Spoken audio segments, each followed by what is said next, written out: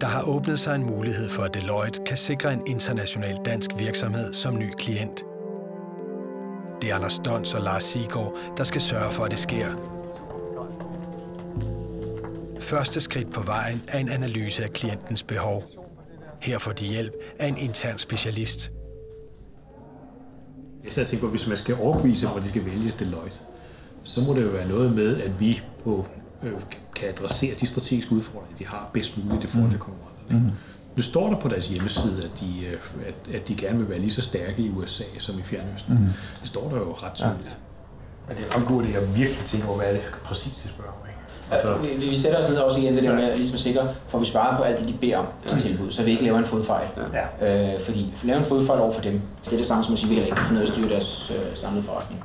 Det, som der er helt afgørende, og heldigvis får vi jo en chance for at sidde mundtligt og præsentere det, det er med afsæt i revision at vise, at vi kan dække det, der er deres forretning, deres risici, deres muligheder, deres globale udfordringer.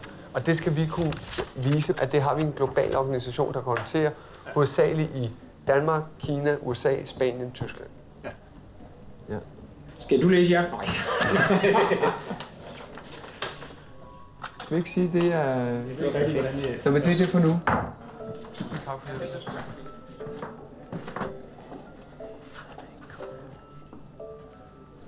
Lars Siggaard er en af de yngste revisorer, der nogensinde er blevet udnævnt til partner i Deloitte.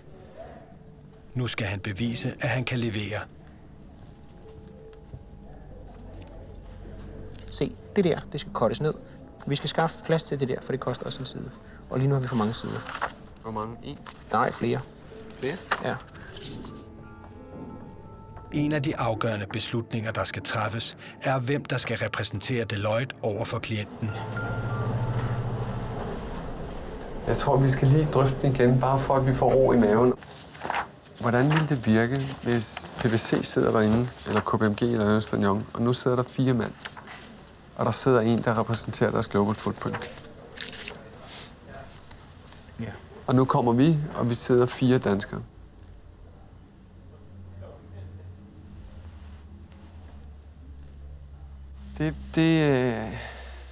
Altså...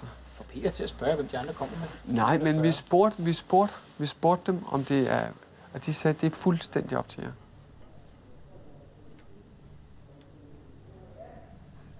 Men hvis de sidder med en fra hver verdensdel, hvem vil du være tryg ved? Er det en lokal virksomhed, eller er det en global virksomhed, jeg kommer ind i? Hej Peter, det er Anders. Nå, det var dejligt. Så skal jeg ikke forstyrre dig så meget.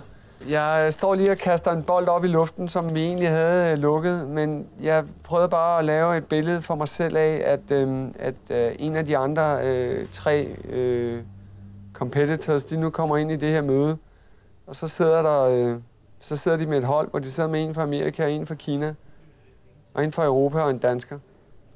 Og så kommer vi ind bagefter, og så kommer vi 4 danskere. Det er måske ikke det bedste billede at sende.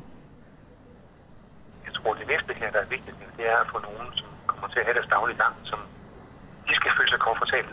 Vi vil gerne have haft vores udlændinge med. Der skal være 4. Vi synes, det var mere vigtigt at lige mødes de mennesker, I arbejder sammen med.